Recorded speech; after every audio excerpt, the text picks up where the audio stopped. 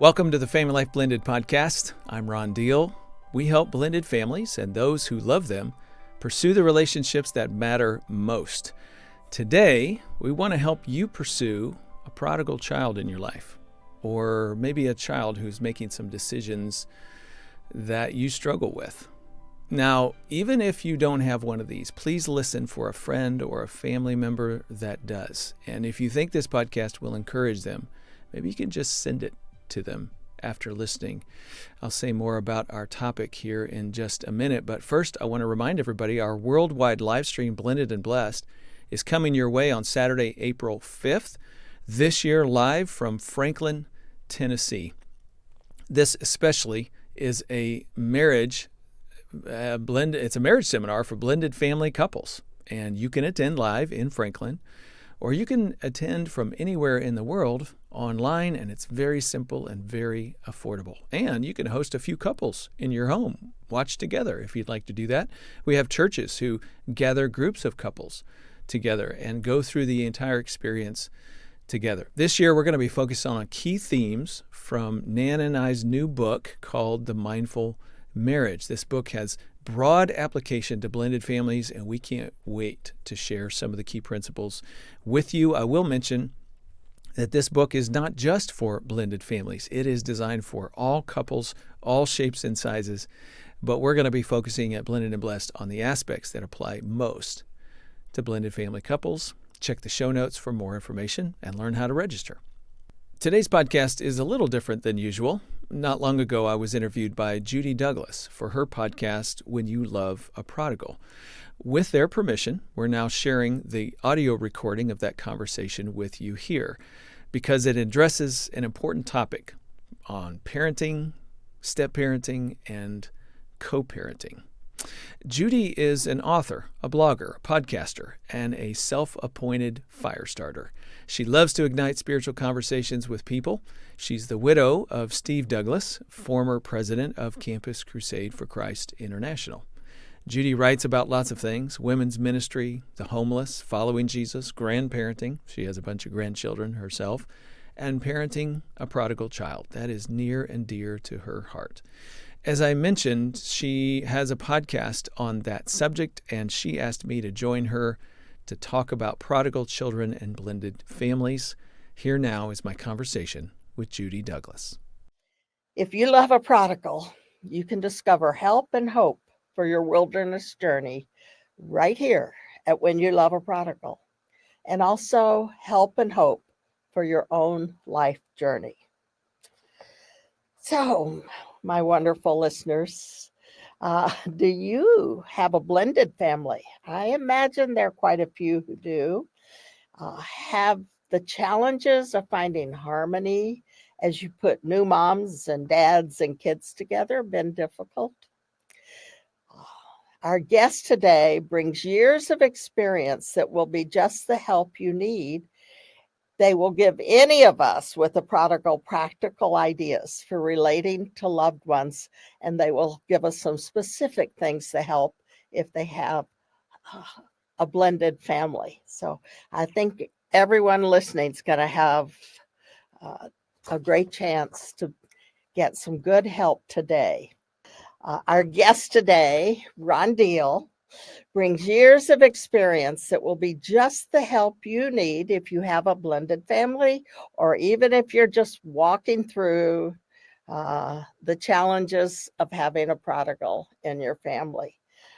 So I think all of you, whether it's a blended family or not, are going to find this very practical and helpful. Ron Deal is director of FamilyLife Blended and president of Smart Step Families. And I looked at some of his materials, and you'll be able to do the same as we have that information in the show notes. So welcome, Ron. I'm so glad you're here. Oh, well, thank you very much for having me. I'm very honored to be with you. Well, it is a pleasure, and I'm grateful to have you with us today. So I'm just going to let you tell us a little about your background and how you got to where you're doing the things that you're doing. Nan and I have been married for 38 years. We've been in ministry either part time while we finished college or full time for all 38 of those years. We've been Awesome. in and around marriage and family ministry specifically for about 35 years. So we've spent a lot of time working with young people, working with parents and couples.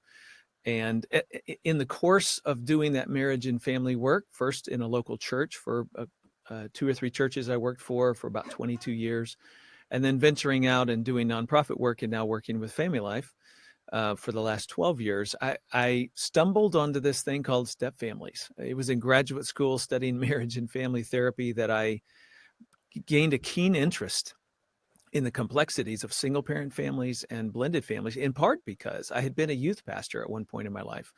And I'd worked with all these kids who had, real internal struggles, identity issues. And I couldn't really understand their world or their family when they would describe it to me. And so graduate school helped me really see the dynamics at play and understand it. I came out and thought, we've got to do more in the church to prevent problems within all families and all types of families. And so I started doing step family ministry. What I didn't realize is nobody else was doing that. So fast forward now 30 years later, FamilyLife and Crew has the largest international blended family ministry in the world. We Wow. have the leading resources. We're the ones who are telling pastors and church leaders what they need to know so that they can minister better in a local church setting. And on an ongoing basis, I have the privilege of doing podcasts and presentations and workshops and writing books and empowering, equipping couples, as well as helping the church be the church to single parent families and blended families. And so that's what brings me to the table here today. And personally, I'm going to add, have had some very important key friendship relationships and people that I care deeply about that I would call not my biological children, but people that are my kids who have prodigaled. And so I've felt it. I've been around it. I've walked with parents. I've seen it from all sides. And I don't have it all figured out because none of us do. But there's a few things that None I've of us picked up. do. Yeah. But I think I have a few things that I've picked up along the way that have been helpful to people. I'm really looking forward to this. We're going to let you talk on some general topics first, and then we're going to get more specific. But I wanted to say that on blended families, in a sense, I have a blended family because our son, who has been our prodigal, Mhm. he's in great shape now, but he came to us, he was almost 10 years old. And we had him as a foster child, and then we adopted him. Mhm. And so we're pulling into our family, our two daughters. It was quite a challenge for everyone to bring this new Yes. person into our lives. And it was hard Mhm. for him Right. to not be with his family, which was primarily his birth mother and her parents. He never knew who his birth dad was. So yeah, it's definitely brings new dynamics Yes. into relationships, and when you get that, you often get more challenges. Mhm. But we'll come back to that. The first thing I want to ask you is, what in the world is how to befriend a squirrel? Okay. So, how to befriend a squirrel. We just caught the attention of your listener who's like, what is going on? Well, let me just back up and before I give you that analogy, let me just say, I think, at the heart of the challenge for parents who are loving a prodigal is the pain that you feel as a parent and how helpless you feel. And what do you do with Yes. your pain? That's one issue. And another central question has to do with how do I gain influence with my child? You're Yes. hoping that by word or example or something, you can keep an influence with your child that will bring them back. Or, of course, we pray for God to influence our children through other people, circumstances, different things that we want to see Yes. happen. But it's really all about this question of influence. Where does that come from? And if I can have more, how do I get it? Okay. So, with Hmm. that, let me ask you a question. If I Oh, gave you a task and I said, Judy, what I want you to do is I want you to go to a park, find the most beautiful park you can find, go into that park. I bet you there's a squirrel or two somewhere in that park. probably lots. And here's your task, Judy. I want you to make a friend out of a squirrel. Now, What would you not do if you're trying to make friends with a squirrel? Well, I probably wouldn't chase after them. Okay. I certainly would not climb up in the tree to get them since I'm not good at that. Right. My guess is I would think, what would they like? Well, they would like food, nuts, or other things. So that's Okay. probably where I would start. And just say they're up in a tree, I might sit around at the bottom of the tree with eating the nuts myself, even, Uh-huh. and offering them to them if they come down. That would be my approach. Well, let me tell you, you get an A. That Oh, was an awesome. yay. That was a great answer. Let's analyze for a second. What would you not do? Okay. Okay. Well, chase is the first thing you cannot do. Now, I just want everybody to pause for a minute. Your child, a prodigal, is skittish. They're a squirrel. And for whatever reason, they don't trust, they don't believe, they don't want you getting close to them. Maybe there's some pain that's happened in your relationship, maybe not. Maybe it's pain from somewhere else, some trauma in their life that has nothing to do with you, but still they're skittish. For whatever reason, they're very afraid of being consumed or trapped. And so Yes. because of that, chasing is off the table. Now, sometimes we just need to pause because when I talk with parents of prodigals, this is an eye opening moment where they go, "You're right. I chase all the time. I text them 5 times a day. I call them on a regular basis. They've said, don't come over to the house unannounced, and I keep doing it." That's chasing. That's doing all the things where you're trying to gain some control, some influence on your own strength and power and your own timing over a squirrel that's already skittish. You Yep. just can't chase. The other thing you can't do is you can't throw rocks at it. Yeah, You that can't call it probably wouldn't names. work. No, it probably wouldn't. You can't call it names. You can't yell and scream at it. You can't do anything that is threatening to the squirrel. Now, in your mind, when you are getting angry with the squirrel, it's because you love the squirrel. I mean, that's the bind that parents of prodigals have is this is out of desperate love for your child that you're trying to get their attention. But to the squirrel, it's just anger and threatening. And so that just makes them even more skittish and they run further and further and further. And we, in the process, Judy, lose our influence. We're not gaining influence through these strategies. We're losing our influence because there's a growing distance between us and the squirrel. You can't outrun a squirrel. And by the way, if you took a trap to the park and we said, "Oh, this is how I'm going to make friends with a squirrel. I'm going to trap it." Well, trapping is not friendship. That's not gaining They wouldn't influence. trust you at all then. Absolutely. You're losing your influence with all of those strategies. See, unfortunately, one of the things we resort to in life when we feel out of control is we go to blame, we go to shame, we go to control, or we just sort of escape the whole situation somehow. Blame is, yelling anger at the child, accusing it, saying this, that, all with an effort to try to get it to come near us. When you say that out loud, you go, well, that's silly. It's not going to come near you. Right. It's not. It's skittish to begin with. And now you're angry at it. How about controlling it? Nope, you can trap it, but it's not going to want to be your friend. It's going to be trying to escape every chance it gets. That's Every not time really it helpful. can, it will try to escape. How about shaming it? Saying something to your child that says, wow, if you were a good son or daughter, you would, if you really loved your mom, you would, if you really were, something that shames their heart.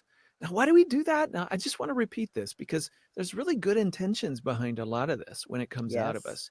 us. We're really trying to bring that squirrel closer to us. But the reality is we're making it harder for the squirrel.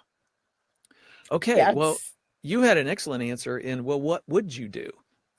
And you said, I would go to the park and sit under a tree, right? Be very hmm calm, yes. be very patient, be present. Now, present, the squirrel's up the tree or the squirrel's 3 trees away from you, but you still got to stay in one spot and show the squirrel that you're not going anywhere and that you love it enough to persist. That's one big key factor. And the other thing is you got to have something attractive that squirrels like. even if they don't trust you, they like nuts. And so you sit with the nuts close enough that maybe eventually the squirrel on its own timing, and that is the biggest, hardest part, to wait for its timing. But as it feels like it can move towards something that's attractive to it, then you're gaining influence. You see, here's the little ingredients that are wrapped up into this. Direction. Are you facing the squirrel or are you walking out of the park? Well, no, you got to face the squirrel. The squirrel's got to face you, but now our second element is distance. How far away is the squirrel from you? If it's all the way across the park from where you are, well, your influence is low, right? Yeah. You may be facing one another, but at a great distance, you really don't have much influence. And then the third element is just what we might call anxiety. Is the squirrel going, "Oh my gosh, who's that person? I don't trust them. I don't know what this is about. And they tried to trap me before and they've chased me for a long time. I'm just assuming they're going to keep chasing me now." Whatever those elements are, it adds up to, I don't feel comfortable moving toward that person. Mm-hmm. This Yeah. is the story of the prodigal son. Think about it. On day one, father and son were facing one another. They lived in the same home. They had that going for them, and they also had distance going for them. They were close, relatively close in proximity to one another. Yeah. But as the anxiety went up and the son says, "I want my stuff, I'm out of here," all of a sudden the son's has turned and his direction has changed. He is facing away from the father. And then over time, he's moving physically away. So now we have a direction problem and a distance problem and anxiety problem. And all three add up to a great, great distance. And the prodigal is way out there and the influence is low. Now, what I love about the story, of course, this is the God part, is that the father waits. And you could just sort of posture him facing wherever it is that he thinks his son is. He's always there. He's sitting in the park. He's calm. He's present. He's not going away. He's persisting and he's showing his willingness to remain. Yeah, And you then you you think of the fact that he sees him coming. Well, that means he's watching, that's but right. he's not out there. That's He's right. waiting. And so the change of heart in the prodigal is where we have a change in direction. The son's face turns back towards the father, back towards home. Now he's still a long ways off, so we still have a distance problem, right? So see, there's these three elements. We've got to get them all three working in the right direction. But eventually, distance decreases. He's now facing the father. They're now direction is good, and but the son comes home with all that anxiety. I know you don't want to accept me as your son. There's no way you can take me back. And the father puts that to rest by saying, "No, no, no, no. You don't understand. It's okay. I love you. You're my son. You're always welcome here." I when love we it. when we become when we get into our pain as parents, we resort to all the wrong strategies. We start chasing, we start blaming, we start trying to control, we start trying to we're grasping for straws, and understandably so. We love our kid, we want them back, we want them with the Lord. We resort to what we think will work, and it doesn't work. We have to manage our own pain so that we don't inadvertently do things that make it harder for the squirrel to even face us, begin to close the distance, seeing that there might be something attractive, there might be something worth moving toward there. I mean, all of that is on the squirrel. And that's what's so difficult about this process for us as parents. We don't like just hanging out in the park and waiting. That is not what parenting's about. Like when they were young, we did a whole lot of action. And now we're just sort of, the action is waiting. And that is super, super difficult and hard. But the point is, until those elements are working for us, the squirrel just keeps running. How does that hit you? I'm just Oh, wondering how that's that just an feels. amazing thought. I want to pause a second. Andy, this thing says browser not allowing to record. Okay. Okay. All right. Okay. Good. Mm. Thank you. I just wanted to make sure. I let me throw that question to you again, then you can react okay. to it and go right into it and give him a good edit point. Um, yeah, Judy, so how does that feel to you, that analogy? Well, it certainly makes a lot of sense. It a couple of things. First of all, the story of the prodigal son and his father is one of my very favorite stories in scripture, and how I'm always saying on this podcast and in my book and when I talk to people that we need to reach out to them as not chase them, but have open arms as opposed to pushing them away. And Mm, and so what you're talking about is that when they are close and you can um, have the open arms around them, then that's a great thing. But yeah. when they pulled away, Hmm. you can't be grabbing. Um, Right. and Right. and another thing that reminds me of, and it's similar, is I have a friend who has done a lot of work with uh, teenagers mostly, and now young adults. But she said she has a book. It's called "Bring Them Close." Hmm. The most common word and what causes the kids not to trust is that when there's a conflict or a misunderstanding or a misbehaving, the parent will often say, "Go to your room." Hmm. And when actuality, you're sending them away, then as opposed to bring them close. That might mean with younger ones, especially physical, bring them close. But with others, it's a not uh, distancing Yeah. between them. Hmm. And so I really like what you're saying about you have to be patient and wait.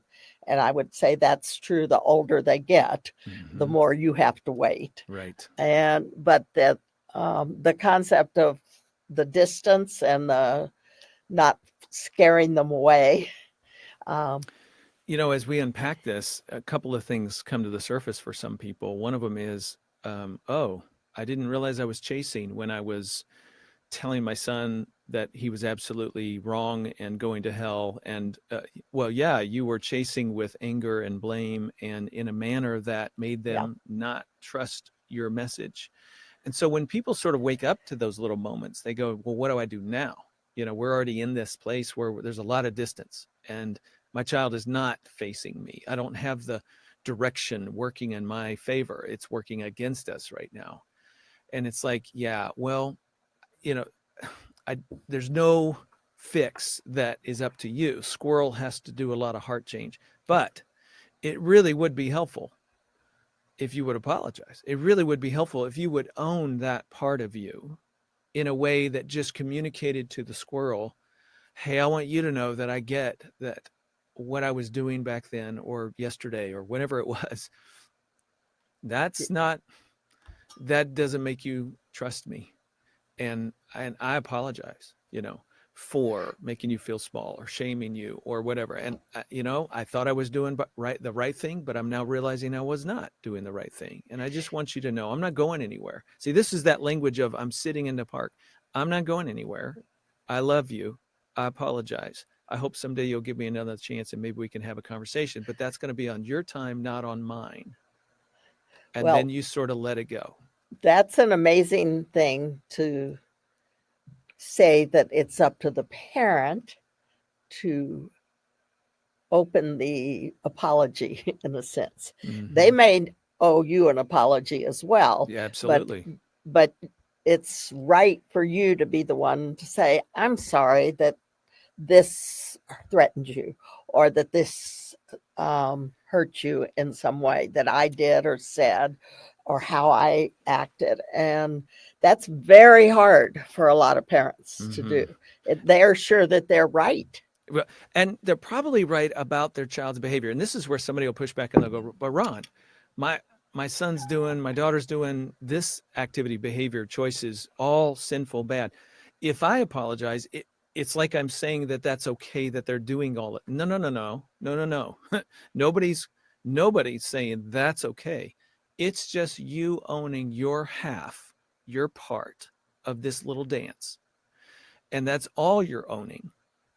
And if they were to come to you and say, "Oh, so you're okay with me living this sort of life?" No, we love you. We're not going anywhere.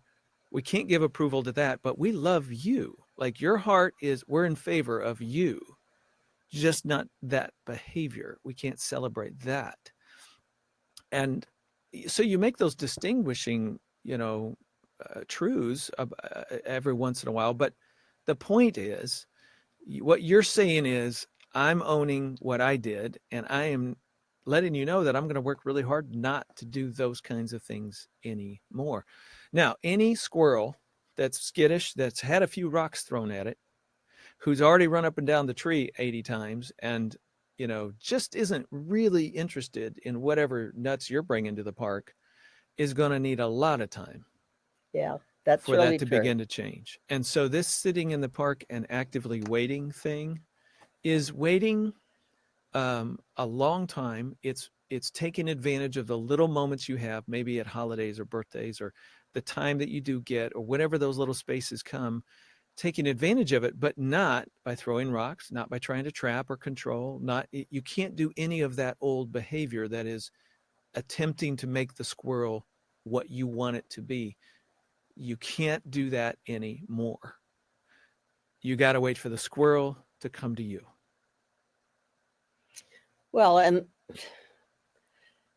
again, that whole concept is one that says the the parents or whoever is trying to rebuild relationship needs to be willing to own that maybe they had a part in this, Hmm. that it's not all the fault of the prodigal or the person who's uh, run away, or maybe not physically, but often it is. It, it's just a hard thing. Parents think we know, we're wise, we're mature, Hmm. we've made the right choices, and they're the ones making the wrong choices.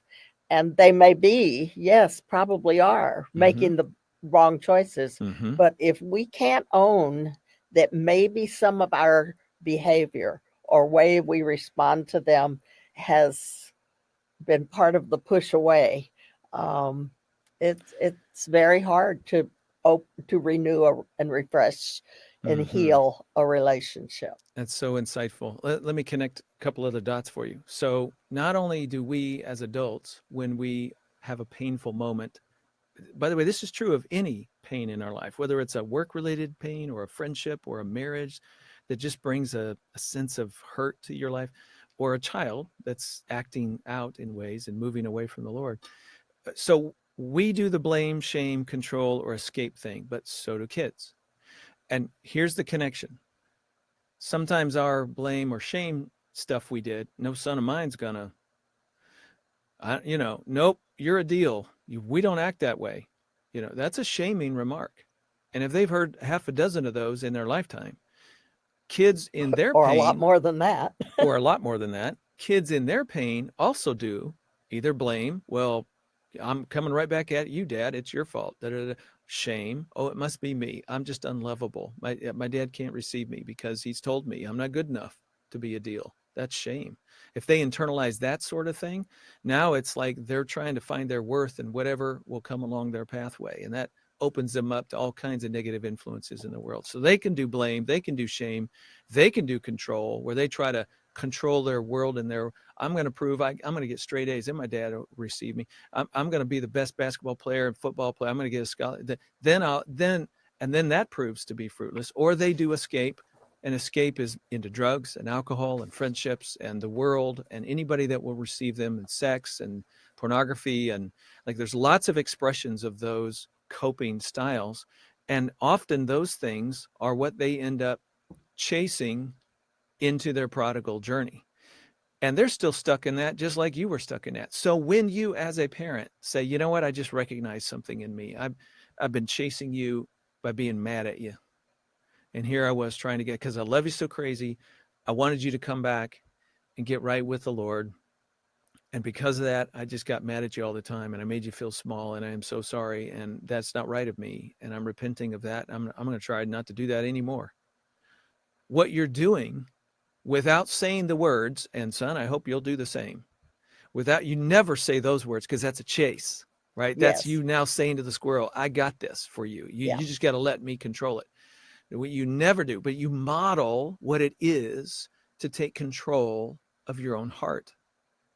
Now that might be in the long run, not today. I guarantee it won't happen quick, but No. someday that might turn into be, well, a few nuts that you've just laid out on the ground in the park. Like all of a sudden you're a little more attractive as a person, as a parent. You got a little safer to this 35-year-old child that you've been chasing for a really long time. Mhm. So it is the pathway not only to what is right for you to do, but it becomes a model for them of what it's right for them to do. So what you're talking about is influence.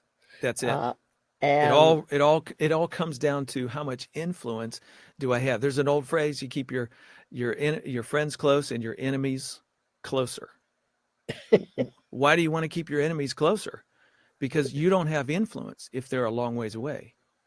As distance grows, you lose. And how much influence do we have over Iran and Russia right now? And not too nothing, much. not too much, right? It is in diplomacy, it is in relationship that you gain influence. So when I've often struggled as a family therapist. I've worked with some families where one parent will say, okay, that's it, I'm done. If my child is going to continue to think X, Y, or Z or do X, Y, or Z, they're out of the house.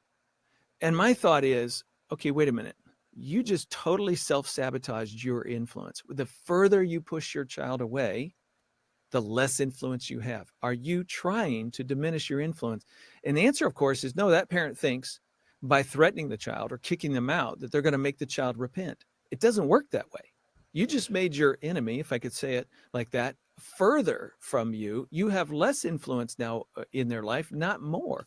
What you got to do is figure out ways of being a safe person that they feel like they can move toward. This does not mean you condone their behavior or their lifestyle. Does not mean that. So Let me talk about that a little more, because I can hear lots Yes. of listeners saying, what, I don't have to tolerate what they're doing in my home if it affects other people, or we're supporting this. So what do Okay. you say to that What then? I'm saying is the woman caught in adultery. What did Jesus do? Did he move toward her? Did he move away from her? He moved toward her. And in so doing, gained influence to say, now go and sin no more. But first things first, you move toward to gain influence, not away.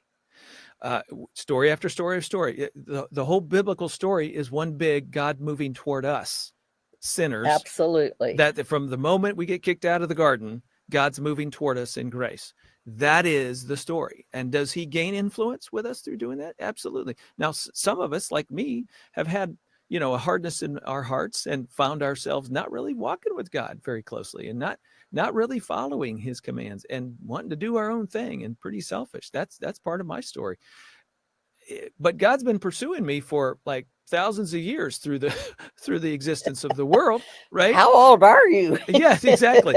And so it's like, okay, so God has this ability to move toward but not embrace everything about me.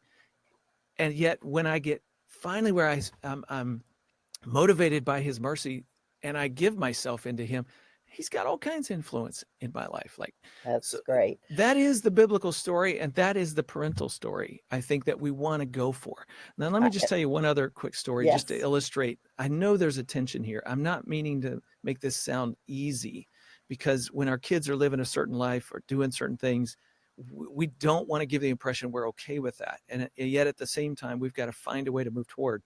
So very dear friends of ours, very, very dear friends of ours, have a daughter who came out as a lesbian and then announced that she was getting married.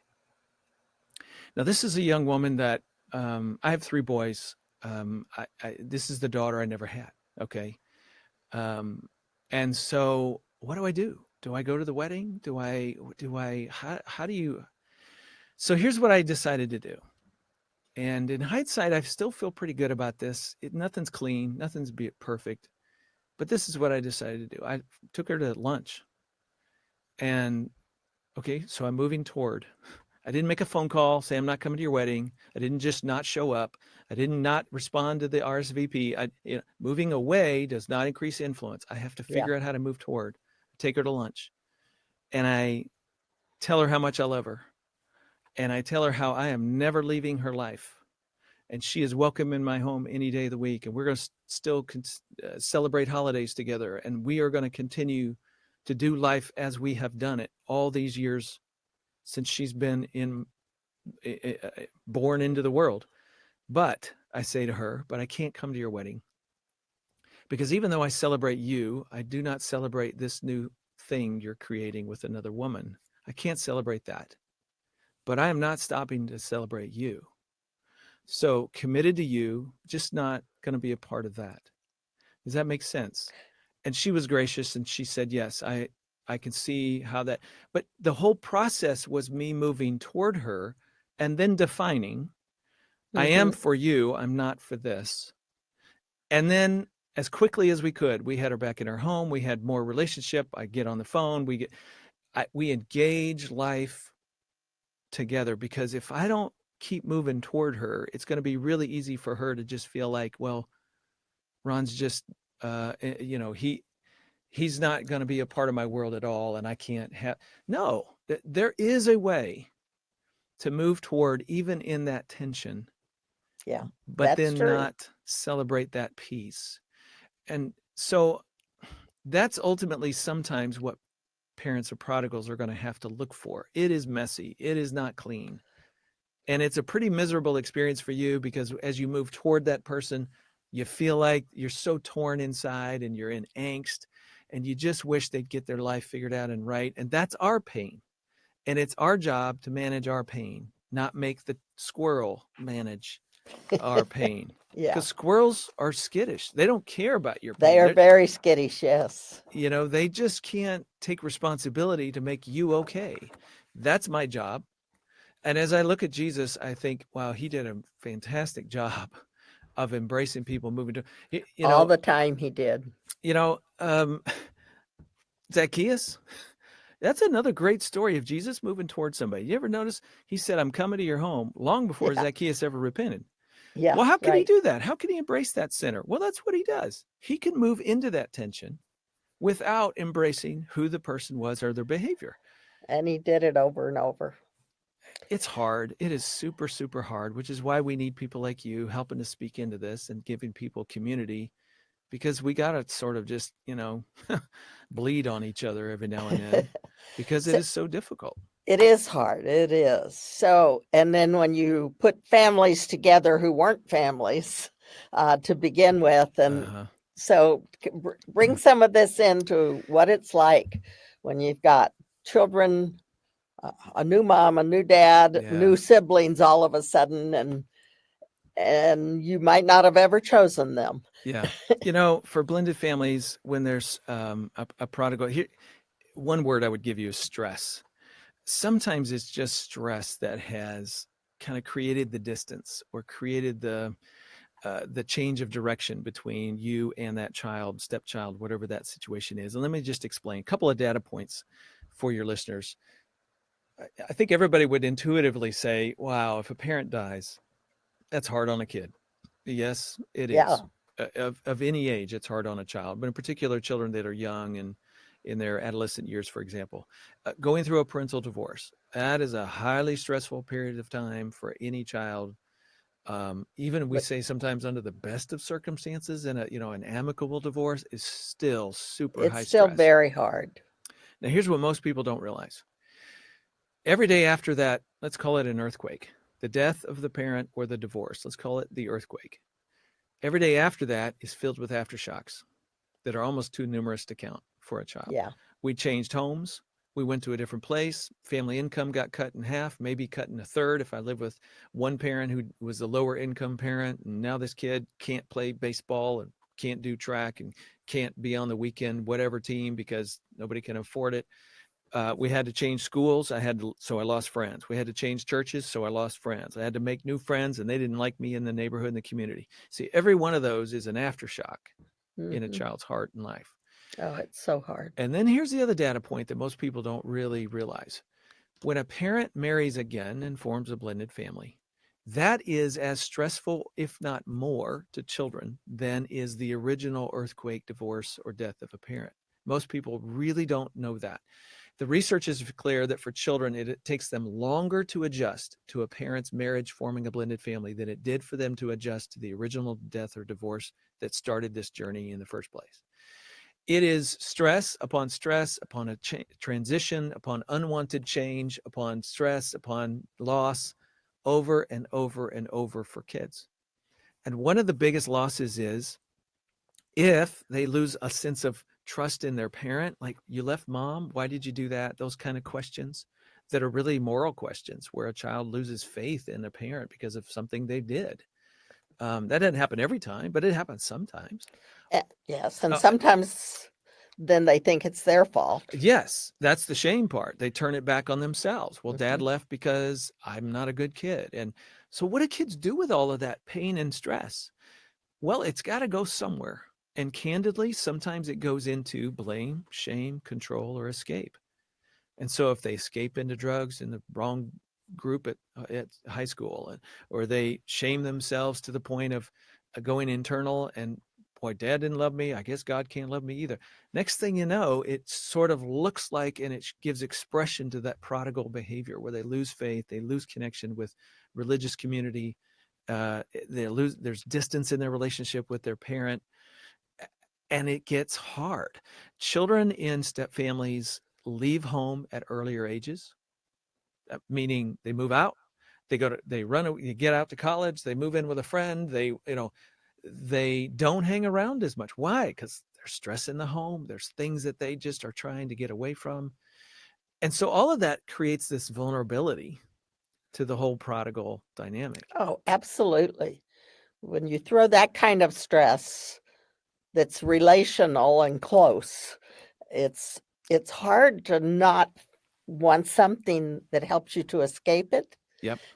And so that might be the friends you choose, or Yes. the drugs or alcohol that you go to, or the sex that you get more involved with. And Mm-hmm. it's, yeah, all of those things can happen with any of them. But when there's that kind of stress in the family and it's not what you like, Yeah. I mean, maybe you're one of the fortunate ones and everybody blends really well together, but Mm-hmm.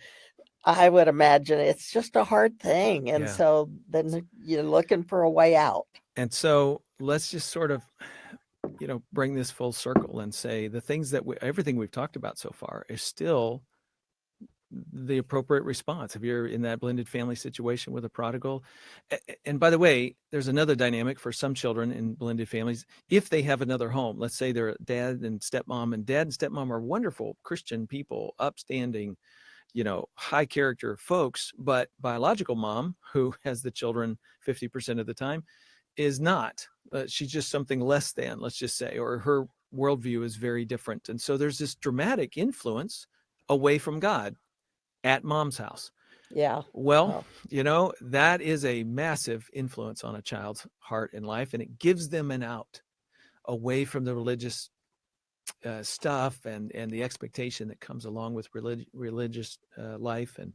And so, again, there's another factor that leads to that prodigal lifestyle. Still, direction, distance, closing the gap, moving toward, finding ways of being calm and still, and a trustworthy presence in that squirrel's life are still the right answers for parent or step parent who are desperate to be an influence in that child's heart and life. I do believe, and we've seen many times, we've done a number of podcasts. My podcast is called Family Life Blended podcast for anybody who wants to. We've talked a lot about this influence when children are led away by the other household, for example, that I've seen so many times a kid who will grow up and they're totally taken under by the lack of morals in the other home. But when they finally get to some clear-minded adult place in their life, they can look back and go, wow, there were no boundaries over there. No wonder I got away with everything. And no matter, I wanted to go to that house all the time. But I can see now how dad was trying to teach me good things and standing up for me and trying to pull me in a direction that was really good for me. And so some clarity really does happen for some kids. You just, again, have to wait until they Yes, get to and that place. sometimes it's soon and sometimes it's not Yes, soon. It's that's very long. that is exactly right. Always at the end of the day, we as parents have to manage the pain that we feel in this, because if we don't, it inadvertently drives us back to the same four things: blaming, shaming, controlling, or escape ourselves. And none of that's helpful. Say those again. Blame, that's directed at somebody else. So in this case, it might be at the child, right? You know, you're wrong, you're bad, you're horrible, whatever. Anger is another expression of that. It's just anything you do that tries to cast that blame on the other person, hoping that that will right their direction. Yeah, Shame is where you make them feel bad about who they are. yeah. Not good enough, not, not acceptable to you. Control is that I'm going to make you, you're not going to act that way. That's sort of parental response. And then the last one is if we escape. Now, sometimes we're escaping into our own stuff to try to deal with this pain over this child. And we start drinking and we start doing whatever. And none of that's going to be helpful or a good example for the child either. At the end of the day, I've got to manage all of that in me so that I can be the safest, most loving person for my child who sits in the park and waits. And how do you manage all of that in you? Well, some people need a counselor. Like I'm serious. Some people need a support group. Some people need, but you can't begin to manage it if you don't even notice it. Like if you're just unwilling to, if this is all about my child and their decisions and their choices. Well, yeah, that's definitely a part of it. But what's on you is who you have been and how you're going to be continuing going forward. And if you recognize now, I've been chasing that squirrel and calling it names and throwing rocks since it was 6. Yeah, it's time to stop, because that squirrel will never come back at somebody who keeps throwing rocks. It Yeah. is not your job to make them at age 25 or whatever turn around and come back. The more rocks you throw, the less influence you have. Well, that's all um, w- insightful and helpful to understand, and not easy No. for people to do that. There's so much fear in a parent that they'll never get them back. Mm-hmm. Uh, and so then you hold on and maybe uh, do things that are really enabling of some bad choices, as opposed to trying to walk well with them Yeah. and not give them the distance and keep loving it, but not trying to control and Mm-hmm. not trying to make them do what you want. It's It not an easy road. it is not. It is so delicate. Just one other example that came to my mind is, so with this young lady I was talking about, that I just said I love you and I'm not going anywhere, but I can't come to the wedding. And we have been together multiple times, multiple family celebrations, at holidays, et cetera, et cetera. We are connected. Every time we're together, I go through the same thing in my head. Is this the time I say something? Is this the moment that I just sort of try to ignite a conversation? Or do I just not? Do I let it go? What's my level of connection with this person? Are they facing me? Do I have direction going for us? Do I have distance? Are we close enough that she would trust me with a comment or this or that? And how often do I add a comment? I mean, if every time she sees me, I'm throwing out some little Yeah, thing, that's well, true. that's chasing, right? Right now, I'm just chasing the squirrel back up the tree and it's long gone. Like, so it is delicate to pray through, Lord, is this the moment? Or do I just be the calm presence? See, we feel like as parents, we're not doing anything if we're not throwing a rock or chasing, if we're not controlling. Sitting in the park doesn't feel like we're doing anything. Yes, it is. It is being present. It is continuing to allow that squirrel an opportunity to see you as trustworthy. That's what you're persistence is giving you. That's what we're hoping for anyway. I mean, the alternative is one of two things. Either get up and run after the squirrel and then you've lost, or to leave the park, to just say, I quit, I give up, you're on your own, and you leave the park. Well, now you have less influence. There is no influence there. You've got to stay present. So it's agonizing to sit and be patient, but that is doing something.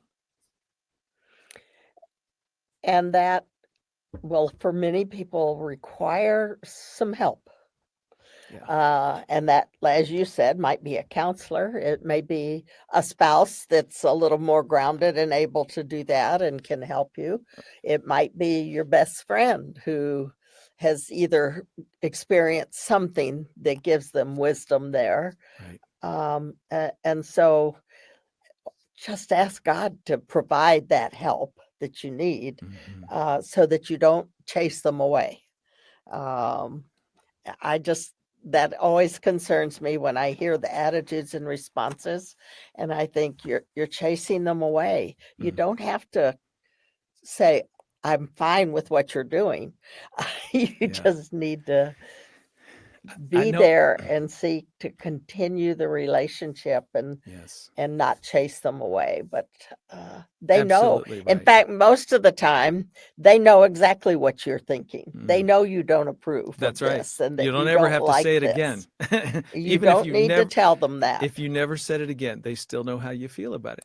But what they're seeing when you continue to show your presence is, all right, they'll receive me and they'll continue to be around me. They're not going to embrace this choice that I make or this lifestyle or whatever it is, but they love me enough to continue to be around. You could make the argument. I know we shouldn't push parables too far. We shouldn't make every little element of the parable equal something in life. That's not the point of parables. But I do think it's a fair thing to at least ask the question, what's the best thing the father did in the story of the prodigal son? In the whole story, what's the greatest thing he did in the story? And I have to think that it's the standing on the edge of the property waiting. He made himself as close in proximity to the child as he could. Yes. It was up to him. He was watching. His face was looking in the right direction.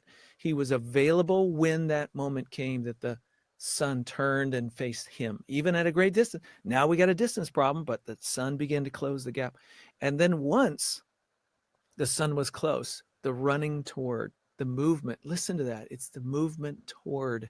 This is the story of our God for us. And ultimately, waiting and movement toward is the delicate balance that I think we have to walk with the prodigals that we love. Well, it is a beautiful story. It is God's position, his way he is waiting for us. And he chases in ways that aren't going to chase you away, because he sends love to you in lots of ways. But for most of us as parents, we're the waiting and being available is a huge part of it, and not accusing them, not pushing them away, not sending them off to their room by themselves, kind of things, but saying, I love you. And they know that you don't agree with what they're doing. And so, Ron, any last words you want to share? Wow. Continue to pray. That's what I find myself doing a lot around the personal matters in my life. I pray for discernment. Lord, do I say something? Do I not? Is this the moment? Is it not? Is this a moment I just enjoy them? Yeah, that's and good. find again my delight for this person?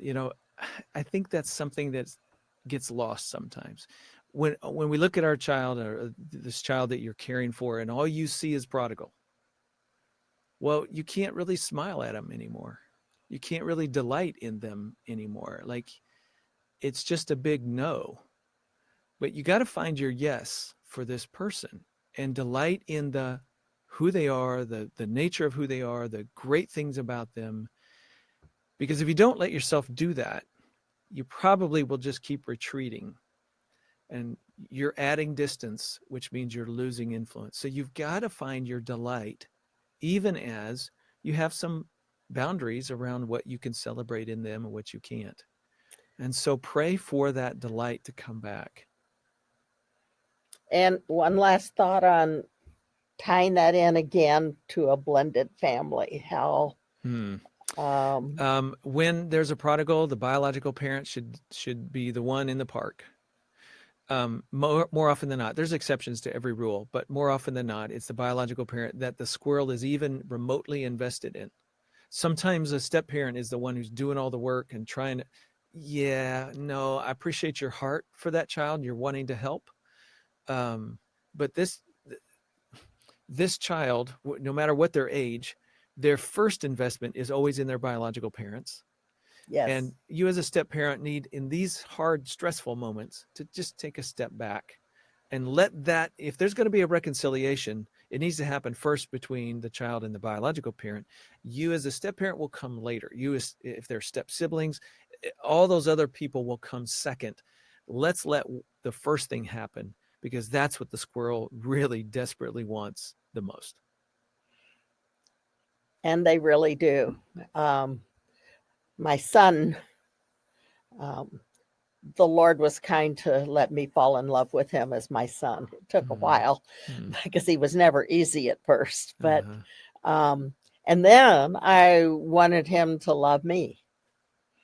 And what it came down to, if he loved me, that would be betraying his birth mom, who had not cared well for him, but whom he still loved. That's right. It's an identity issue for kids. That's true for stepchildren as well. Their first loyalty is going to be to their biological parents. That's right. And I saw that, and it enabled me, once the Lord really opened my eyes and saw that, to just keep loving, but not require love in return. Good for you. That's so hard. And now he tells me he loves me all the time. And because he grew to it, and I didn't force it on him. And that's, the forcing, the chasing to such a degree is a hard thing for the parent to not do. And so your words are full of wisdom to help them see that's not the way, that's not the right way to influence, the right distance, the way, facing the right way. So thank you for that. Thank you for having me.